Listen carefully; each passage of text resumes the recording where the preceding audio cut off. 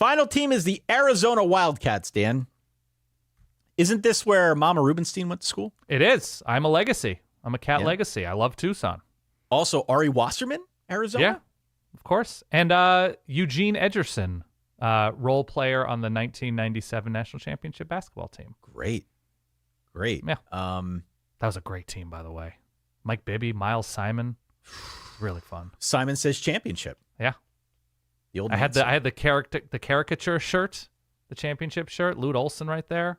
Yeah, Lute with that snow white hair. Big Cats guy. Yeah. Jason Terry right after. Love it. Yeah. Okay.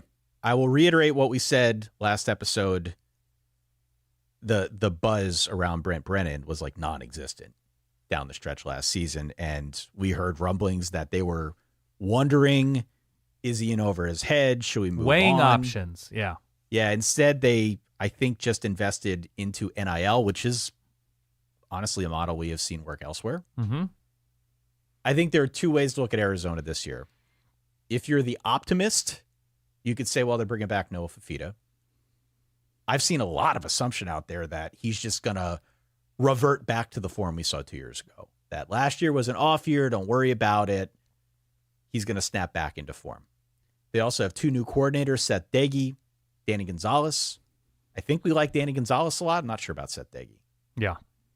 But weird coordinator moves last year, to be clear, from Yes. Arizona with Dwayne Aquina. Oh God, I'm blanking on his name. What's his name? The Syracuse head coach, who they brought in. Eastern Illinois. Yeah. Why can't I think of it? Dino Babers. Dino Babers. Thank you. I beat Google, by the way. I was No, heavy I like didn't- Syracuse coach fired 2000. Dino Babers. I wasn't typing. I had my hands over my face. Yeah, I know. I like the secondary has some pieces back. In total, they've got like 9 starters in total if you count the transfers on defense. Could be optimistic about hitting the reset button. The fact that Brent Brennan had a pretty good track record before he got to Tucson. These are all things I think you could gravitate towards if you're trying to be an optimist. But if you're a skeptic like I am, Right. I think you're going to side-eye the idea that Noah Fifita is just going to get better after losing one of his best friends and maybe the best player of all time at the program in T-Mac. Like suddenly he's going to snap back into form. I think you also look at the roster and say, what am I trusting here? Right. And the schedule is tough. It's a really tough schedule. So I just think there's more working against the optimism. And I'm not trying to dunk on Brent Brennan or Arizona. I generally root for Arizona, but I'm just more of a skeptic this year. I think you've got to have a coach that's an escape artist to avoid the wrath, as I said last episode, of year 0 essentially coming in year 2. Right. Which is what this looks like to me. I don't have faith that Fifita is going to improve. Even if he does, I don't think it's going to be enough to like ultimately alter where I think this program is headed. I've got him going 3-9 and firing Brent Brennan. I think there's room for improvement. I think some of the guys that they brought in on both sides of the ball were productive transfers coming in, a lot of whom from smaller schools. I definitely like Danny Gonzales. TBD on Seth Deggy. Danny Gonzales has been a successful coordinator, running a 3-3-5.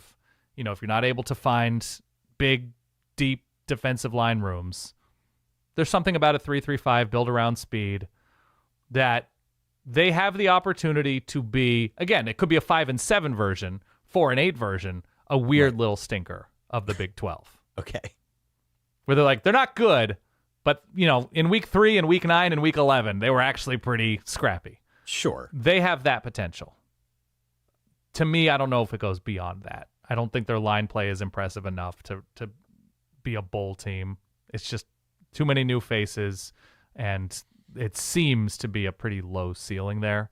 So, yes, I think they can be scrappy sometimes. But beyond that, I don't put much on Arizona, especially with the schedule, as you mentioned. Pretty tough throughout. Kansas State on a Friday, at Iowa State. They go to Houston, to Colorado, to Cincinnati. It's not really the road games here. But it's road games against the teams that, if some of them aren't so good, Yes. they're on the road. Those are the winnable games, hypothetically, but now they're on the road. Yeah. That's right. And they do close out the year Territorial Cup on a Friday against Arizona State. Yes. But Baylor's on this thing. Kansas is on this thing. BYU and Oklahoma State are on the. There's just a lot here. Yeah.